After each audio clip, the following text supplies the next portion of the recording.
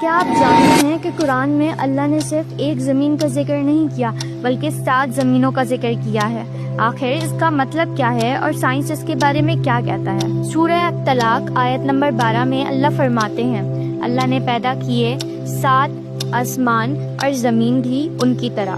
یہ لفظ انسان کو سوچنے پر مجبور کرتا ہے کہ ہماری زمین کے علاوہ بھی آرٹس موجود ہو سکتی ہیں۔ کچھ مفسرین جیسے ابن خطیر کہتے ہیں ان کا مطلب ہے کہ زمین کی بھی لیئرز ہیں، جیسے کرسٹ، میلٹ اور کور، اور ہر لیئر اپنے انداز میں ایک زمین ہے۔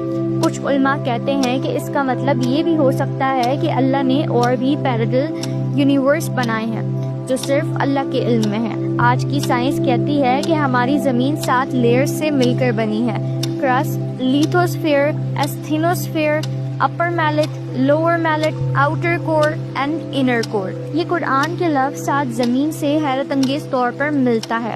اسی طرح ایٹموسفیئر کی بھی 7 لیئرز ہیں: ٹروپوسفیئر، اسٹریٹوسفیئر، میزوسفیئر، تھرموسفیئر، آئنوسفیئر، ایگزوسفیئر اور میگنیٹوسفیئر۔ کیا یہ بھی قرآن کے لفظ کا ایک اشارہ ہو سکتا ہے؟ ناسا نے ہزاروں ایکسو پلینٹ ڈسکور کیے ہیں جو ہماری زمین کی طرح ہو سکتے ہیں۔ قرآن کے لفظ زمین بھی انہی کی طرح۔